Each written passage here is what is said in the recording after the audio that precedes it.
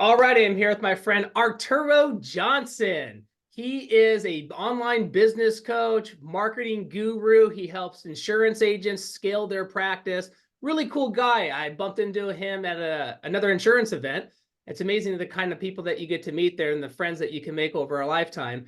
And we just hit it off. And I started connecting with him, learning more about his business. It's really, really unique on how he actually helps agents because a lot of insurance agents, they just don't know how to do online marketing. They need coaching, they need support, but there's very hard places to find that. Where do you find a good coach and a good mentor? Well, Arturo Johnson is definitely up there, and you should check out his site, learn more about him, and see how he can actually help you with your practice. And one of the most impressive aspects of Arturo is that he started from nothing. A lot of us did. You know, we weren't spoon-fed. We didn't get handed over anything. We had to just grind from the bottom up. And so he's got a pretty unique story that we want to share because a lot of insurance agents or just people in entrepreneurship in general, they just see the successful people. They don't see all the challenges, everything they have to continually go through or what they went through in order to accomplish that.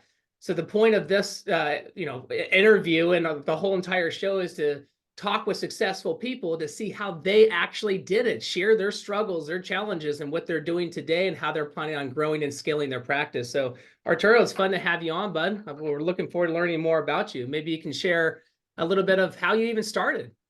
Yeah, for sure. Well, first and foremost, Roy, man, it's definitely a pleasure to be on the show, and thanks for sharing your platform with me.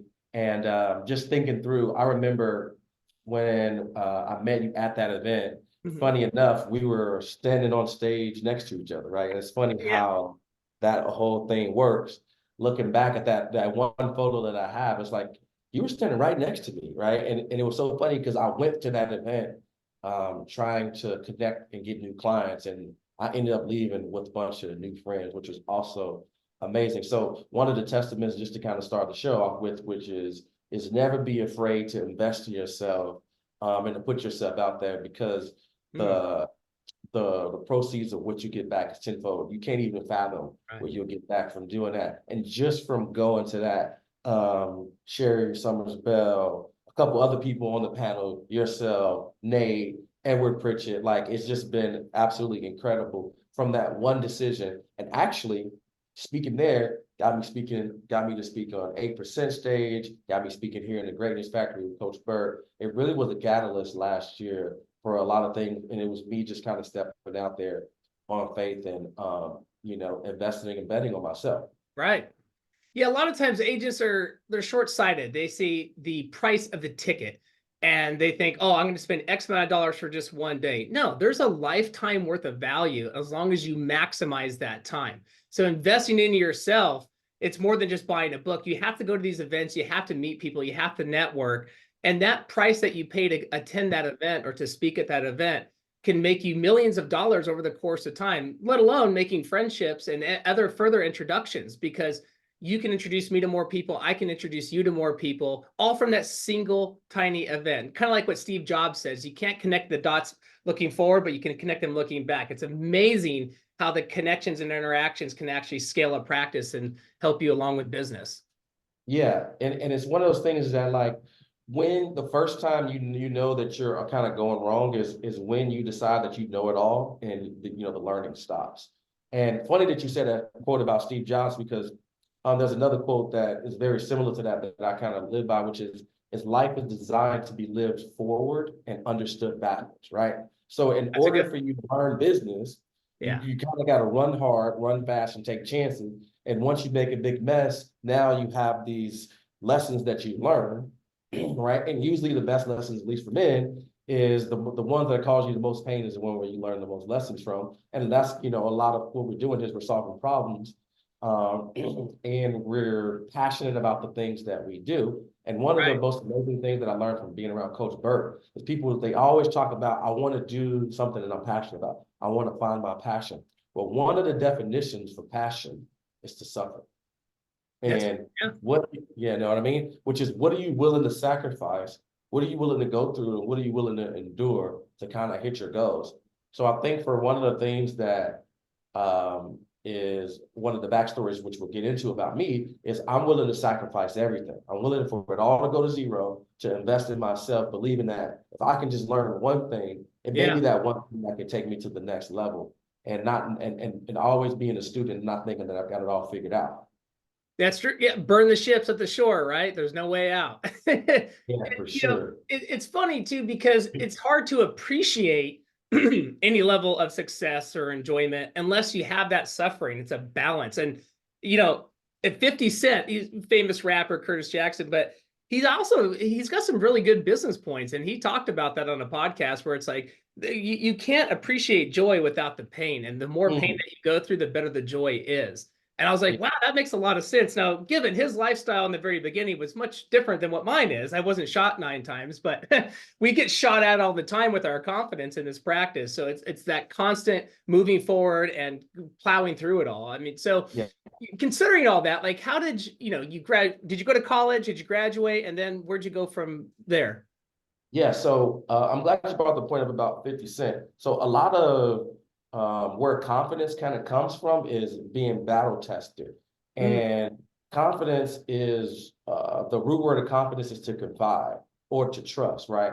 And the only way that you actually get confidence is by doing the thing, right? When you learn how to ride a bike for the first time, you don't really have enough confidence. You're not sure, you're thinking about it, you fall off, you get back on. Do I want to do it? Do I even want to get back on the bike? My knee's scraped up, but you get back out there, and over time, after doing it, you have confidence that at some point, right? Like us, you're riding with no hands, right? You're doing wheelies, like all these things. So where does that come from? This consistent action of falling down, scraping your knee, not doing that same thing again, learning from it, iterating, right, and taking action. And a lot of times, most people don't have confidence is because they aren't battle tested and they aren't proven. And it's because they've broken their word to themselves so many times they don't believe a word that they said.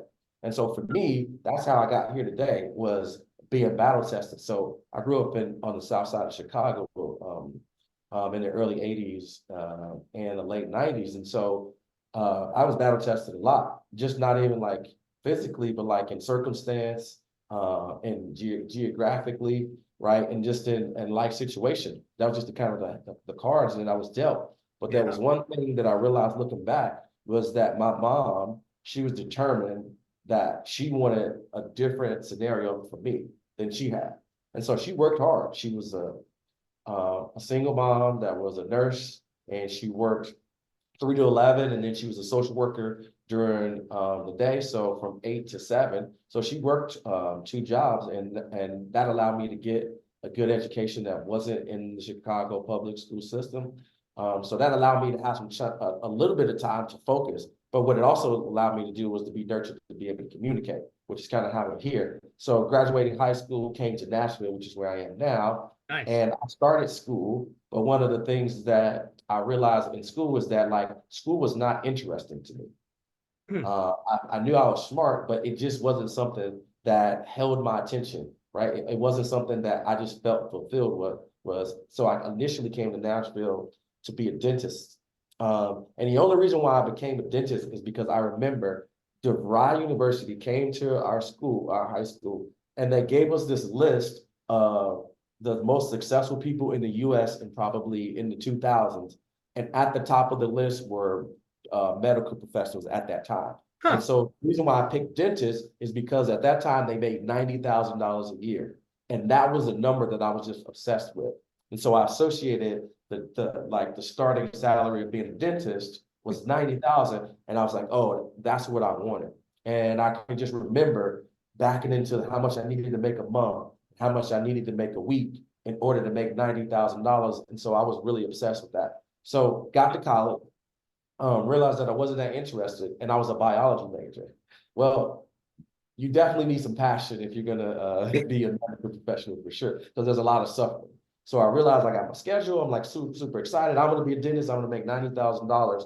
But the challenge was I had to go through this process to be battle tested, which was I had a 1-hour class, and like a lecture, and then I had a 3-hour lab.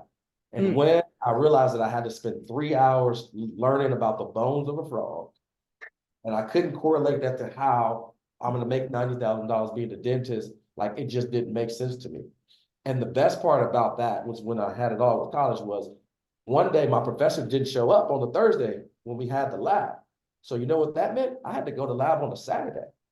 Well, that just really blew my mind. So I was like, okay, this wasn't for me. So now I started looking at other ways of like, how am I going to get to that 90,000 to have success? So I left college and got into the real world and started working. And that's when I realized I learned a big lesson too, was I'm not going to become rich being a W-2 employee. It's going to be impossible. And for multiple reasons, I don't control when I get paid. I don't control how much I get paid. And then when I actually get paid, 50% of it's already gone before I get my check.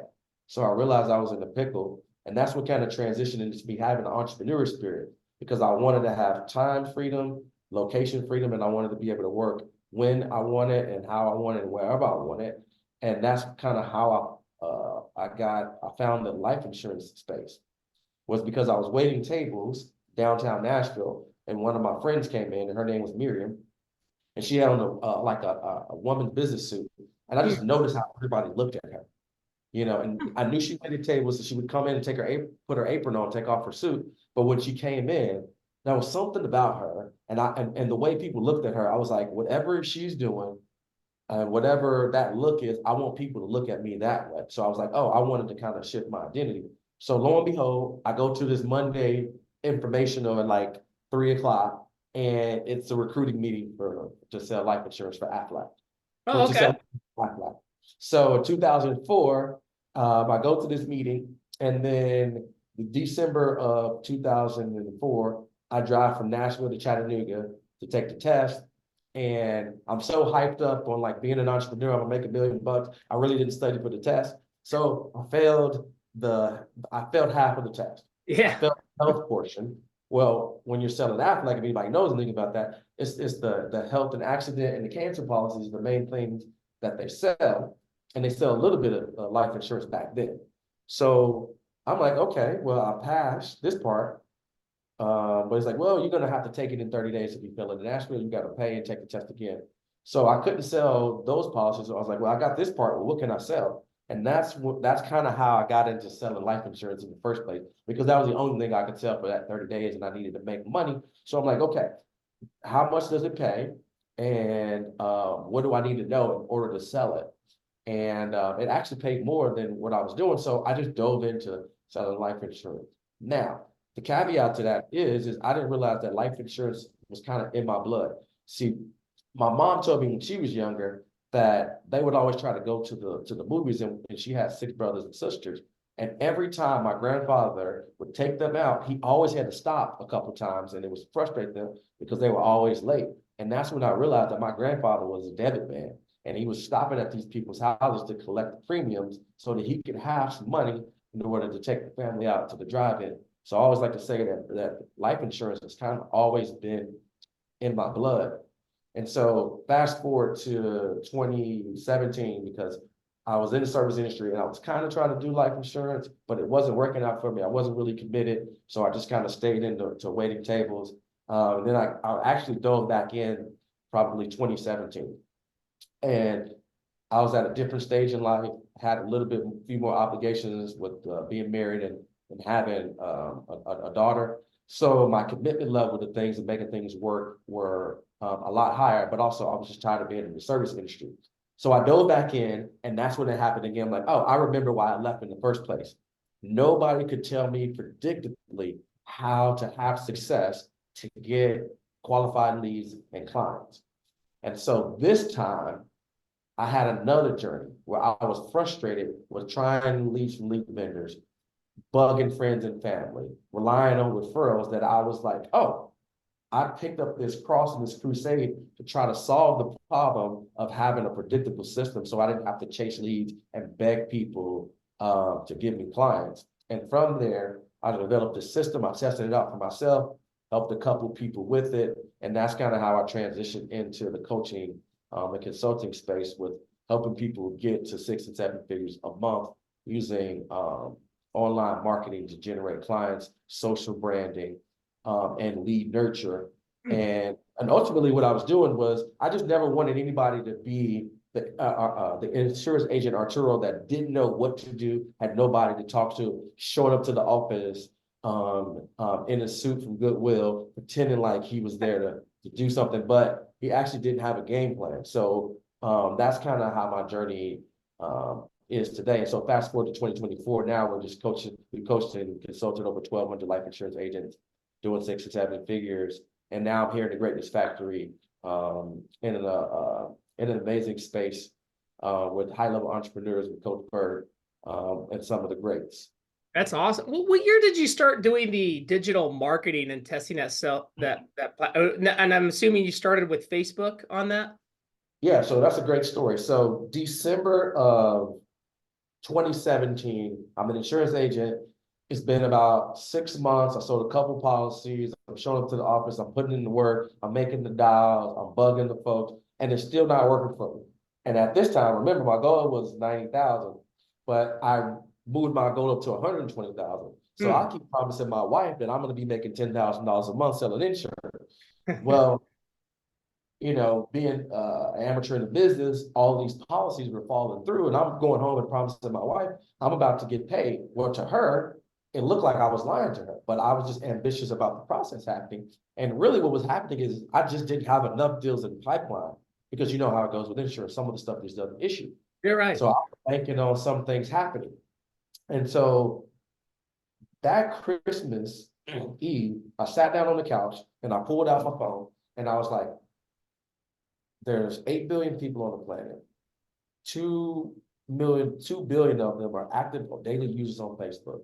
So a quarter of the human race is on social media. There's got to be a way for me to use this. So I opened up Facebook, and then I looked at some groups that I was connected with. So I went to Fisk University, and right across the street is Meharry Medical College.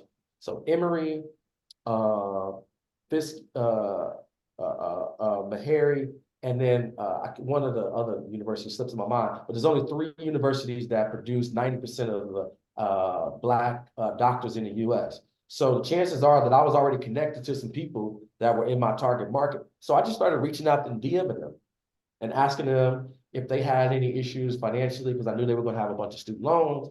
So I turned to the student loan specialist to get meetings. And through that process, I was able to do a fact finder to uncover either how much they were already making in residency, right? Because they had some discretionary, or what they were going to be making in the next 6 months.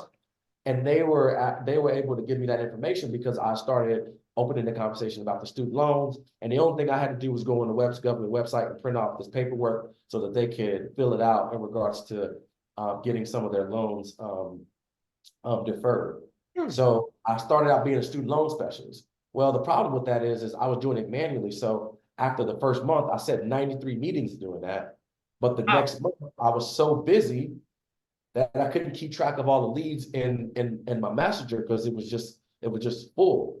Right. So at that point, I was like, okay, I need to systemize this in some kind of way. So from that point, I realized you couldn't automate the messaging and the targeting on Facebook. So that's when I transitioned over to LinkedIn.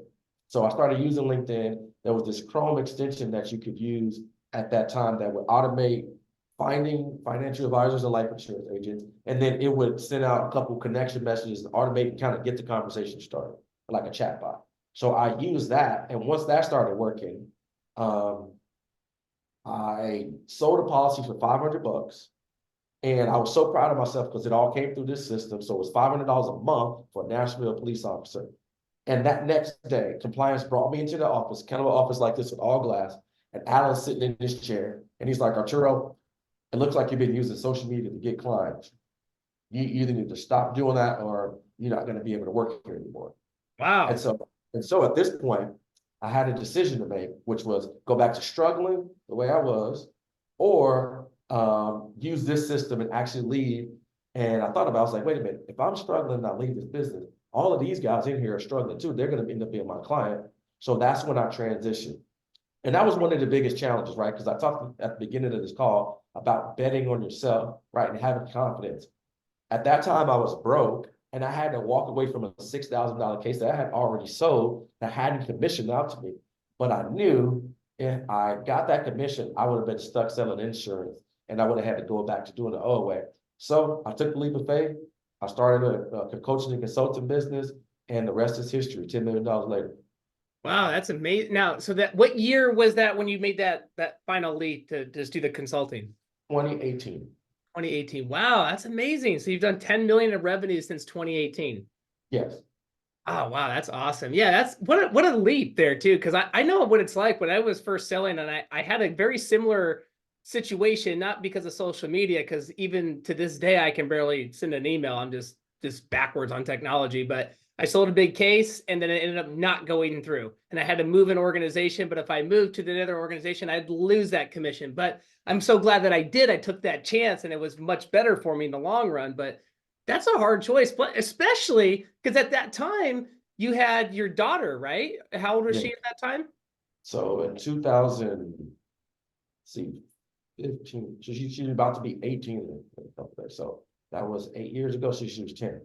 10. Wow. Man, so you're married, you got a 10-year-old at home, and you're turning down money to start another new project in Yes. the same business that wasn't helping you to begin Yeah, with. so needless to say, my wife wasn't thrilled when I Yeah. started talking about digital marketing. She's like, digital marketing? What is that? It I wasn't thought even you were like a an big insurance thing, agent. right? Like you just started doing insurance. You haven't even got this thing to work all the way. Yeah, I know it's like, man. I mean, I'm married with 3 kids. Fortunately, at that time, like we had our daughter, and it's weird. We have 3 kids now, so this was our 6-year-old, and when she was born, it's like that switch that flips. Like you have to do something more Yeah, because now you have this other person you got to take care of, right? And right. I could just imagine some of the conversations you had at the dinner table with your wife. But that's amazing now that you have this success and you're able to look back and say, "Yeah, see, I told you it was going to be worth it." And that's Yeah, a the 100%. certainty was not there. And for my wife, I don't know if this is for other women, so I won't speak to that. But my wife, like she values certainty and something coming in and health insurance and like all these things. And I had just left. I was probably making like 60 grand as a server, so it wasn't bad. I was only working 4 days a week. So that allowed me to have some time to do the insurance thing. And then I left that with health insurance to go do life insurance, and now I'm jumping to something else, right? And so I know other life insurance agents are kind of in that boat because I talk to them all the time when their wife's on the call, like you're jumping from this thing to this thing, and now you want to give Arturo $8,000 to $10,000 for a coaching program. It's crazy. So I Yeah. know a lot of people can resonate with being an entrepreneur and seeing a better opportunity, and that's also the thing too, is when you first start out, it's this gray dot theory that like you want to get over here, but it doesn't just go that way. It's kind of like you learn as you go and you Right. end up where you are. Like for you, right? You probably didn't end up here like when you first started out. The journey was different. Probably was at a different company, probably was under a different type of leadership. And Oh yeah. now what you have now is different, right? Oh yeah.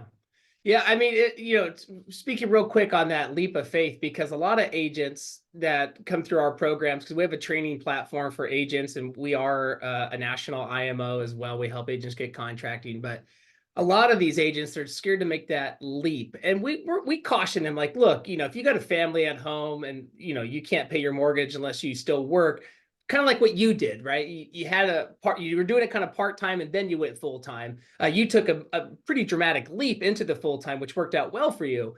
And we try to help other agents out with that type of planning. Like, look, maybe you don't want to leap in right away unless you are confident enough in yourself and you can bet on yourself, to your point.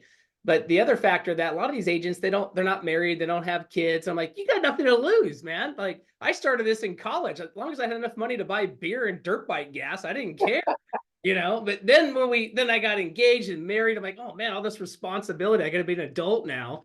And then I really had to buckle down. But like a lot of these agents, or a lot of just independent entrepreneur type folks, like they don't have these other social and financial obligations such as a family and a mortgage, and they're still not willing to take that chance. And it's better to take that chance before you have those obligations, because once you have them, you can still do it. It's just a lot harder. It's a lot more faith that you have to put into yourself in order to Yeah. make that final transition and that final leap. And this gray dot thing that you spoke of, that's very true, because a lot of people today, it's instant gratification. Like, it took me 5 years before I made 6 figures. I'm a very late bloomer, slow learner, whatever you want to say. I did everything wrong. I struggled, door knocked. I just could not figure it out, right? And then I finally got out of my own way. And then we started, scaling and growing. Now we have a multi-million-dollar agency that we do every single year, and things are really good.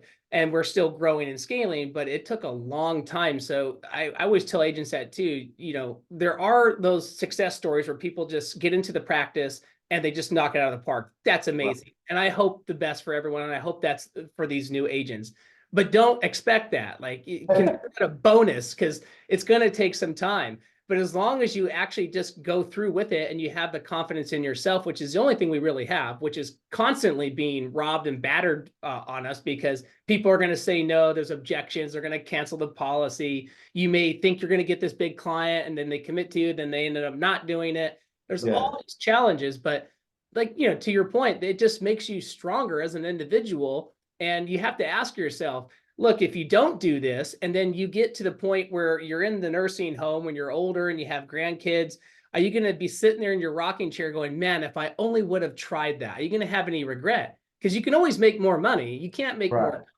And that's one of the biggest drivers for me personally. Is like, I'm not going to have any regret. I'm going to know I went balls to the wall. I did everything I possibly could, late nights, early mornings, everything to make this happen. That's awesome. And it's just one of those things where for entrepreneurs, it really just starts with like, we're easily excited, right? The shiny object, and then we're just overly ambitious about everything, right? We can just like the golden goose. We can just like conquer everything. And so that's what you kind of need. You need some of that because it's like blind faith. You're like running to try to do something amazing. And you need this blind optimism that the only information that you're looking for is the payoff of how this could work. Because that's the thing that compels you to hit your goals and dreams. And I think a lot of people, they get slowed down by knowing all the details. And like Grant Cardone says that, time kills all deals. Well, it also kills your momentum when you're sitting there counting up all the things that could go wrong when you only need one thing to go right. That's right. I mean, you have to be very decisive, and it's easy to become indecisive when you don't have very many options. And that's how I was in the very beginning. I was just like, well, I was kind of indecisive, like, what should I try to do? This and that and the other. And now I can make decisions really quickly. And a lot of it comes down to intuition, in my personal opinion. Right. I just really follow my intuition. And when you have enough confidence in yourself, it'll work out. And this is why we'll spend an enormous amount of money on a marketing project. And we know that we're not going to see any revenue for maybe 3 to 6 months, but we know that it will come. And, being in the insurance space is one of the only practices of where I can control it. I can just pick up this phone and start making phone calls. And I know I can make money that way.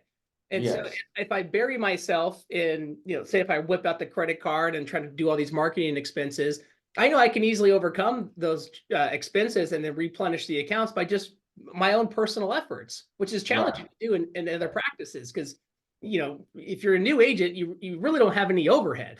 You can literally sell from home. A lot of people say, well, I need a physical office. Well, I do have one now, but I was making almost $800,000 a year without an office, sitting in a little tiny space in my house.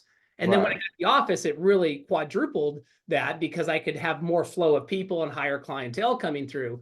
But for the longest period of time, you can still make a good 6-figure income just working from home. I mean, you don't have to, when it comes to investing in yourself, you got to be cognizant of it. Like, don't necessarily go out and buy this building unless you have enough leads coming in that you can write the business to generate the revenue to justify it. It's better to spend the money on getting the actual leads done and getting those in and getting better at closing on them, like going through a coaching program on how you actually close these leads. And then if there's excess revenues, then you can even hire somebody. We had somebody join our team at that time. I didn't even have an office to help me scale it. And then I said, okay, let's get the office. So there's things that you want to jump into and there's things that you're not. But if you don't have a lead surplus, that's one of the big things we preach on.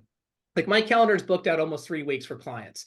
And I intentionally do it that way because I'd rather have a surplus than a lacking, because I know that if my calendar is full of clients, I cannot control if they're going to buy or not. The only thing I can control is my output to get them onto the calendar. As long as they're on the calendar, I know that it'll all work out. So I never stress out as long as my calendar is full. And that's where a program like yours comes in handy, because, as long as you can get these agents all these leads that they need, they know that even if they close 1 in 10 of them, right, it's going to not only pay for the lead costs in the coaching program, but it's also going to create them a profit. And they have to be willing to take that chance and look at the bigger numbers. Yeah. And you know what's funny about that? I've kind of changed my philosophy on a lot of the things I'm doing personally, but also in how I'm coaching people up, which is I'm having people design their dream life and like make a goal, but we're removing people from just focusing on an outcome goal to focusing on an input goal, which is if you map out what you want, let's just say it's $10,000 a month. Sure. Let's just say that's all you want to do is, 2,500 bucks a week, and coming in commissions. If we map out what exactly it takes for it to be unreasonable that you can't hit that and make those daily actions the goal, then over time, it's virtually impossible unless you quit or something crazy happens that you can't hit that goal. And more times than not, you abundantly exceed it. But what happens is people decide this arbitrary goal that's really not their goal. They just heard somebody else say it. And then they put this time limit on it, which is the thing that we don't have. But there's so many factors that we don't have. I need to make 10K in 6 weeks. Well, what if it takes 7 weeks? What if it takes 7 months? Like you said, what if it takes 5 years? Yeah. Right? What if you to quit? Because you said I want you to do this in 2 weeks. Like we wouldn't even be here. And so the point is focusing on the inputs. Inputs, right? Outputs are derived from inputs. If you focus on the input goal, now you're striving because it removes the ups and downs from the emotional instability of a business of needing it to just work right now that affects your activity because you're like questioning yourself. And the moment that you start to have doubt in the process, doubt in the system, doubt in yourself, like you're destined to lose.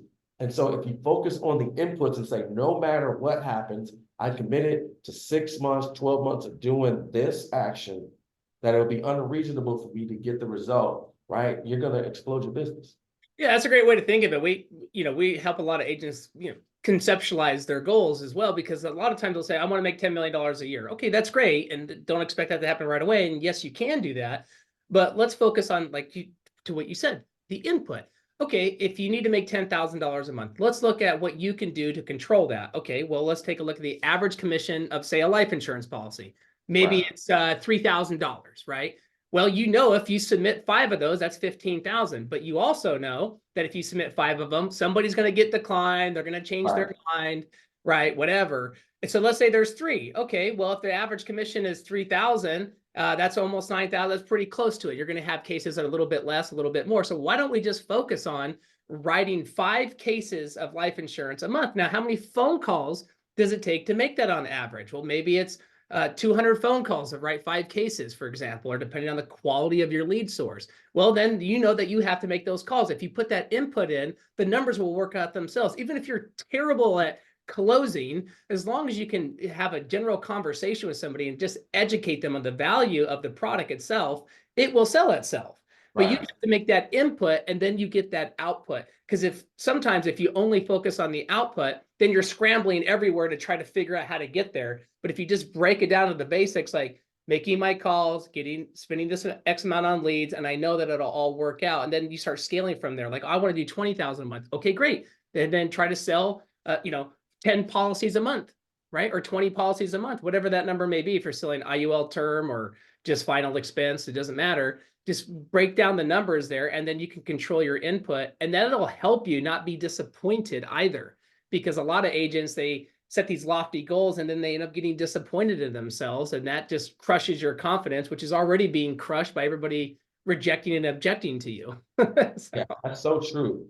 Just if you really just focus on taking the action, right? Because people I learned from Alex Lamoza, he talks about the be, do, haves scenarios. Like if you become the person that you need to become and do the things that you need to do, you can have everything that you want to have. And he said, we can simplify that all down to one thing, which is do. Do the action required to get the result and let the rest take care of itself. Yeah, he's awesome. I started following him on YouTube when he had like 5,000 subscribers. It just randomly popped up in my feed. I was like, oh, this is pretty interesting. And then now he's got millions of subscribers, and I've read both of his books and they're amazing. Yeah. That's the other thing. Agents need to read and listen, or just listen to audiobooks. Like, I work out in the gym every morning. I don't want to get up at 5 o'clock in the morning, but I do. And I go work out and I listen to an audiobook. So I get an hour to an hour and a half in every day of an audiobook, and I pick it on just random different industries to make me think differently about how to run my own practice. And agents need to do that as well, because they need to understand that they have their own business. It's an actual business that they're running as an independent agent, and they need to take ownership of that business, and then simply ask themselves, like, would I hire me? Right? I ask myself all that time, would I hire me and pay myself what I'm getting paid? It's like, wow, maybe I'm kind of slacking. Maybe let me pick up on these areas. Yeah, sure. And that's so true, because what we need in this industry is independent thinkers. We need critical thinkers. We need people basing business and propping this business off of first principles. And where that's going to come from is outside the industry. Innovation is always going to come from outside instead of within. And this device alone, and the computers that we're on, revolutionized the way we communicate and the way we do business. Oh, And yeah. Steve Jobs, it was because he used outside influence to design these things. He took a calligraphy class in college and then came and decided that, oh, the font and the things that we're doing on these computers are ugly. We need to make this stuff pretty so that the user would be excited about what they're doing until they get used to doing this. Right. No, 100%. I mean, he went on that whole philosophical journey, right? Yeah. And, a lot of times you have to look inward to project what you want outward. And that's what a lot of agents, they lack. They just try to have commission breath, right? Like, Yeah, for sure. let's get the commission. There's way more to this practice, because you have to be incredibly passionate about any entrepreneurial gig that you're doing in order to be hyper successful. Otherwise, the challenges will just deteriorate. It's more than just money, right? Because yeah, so true, so true. It becomes a lifestyle, like even now, I mean, you're married with, and you have kids, and like, same thing here. I was like, wow, so what time are you going to be home? Like, I don't know, maybe 5:30, maybe 6. And then I have to get up early. We'll see. Yeah, no, exactly. They're like, boy, don't you own your own business? You can control your schedule. No, my schedule is based on how the world feels.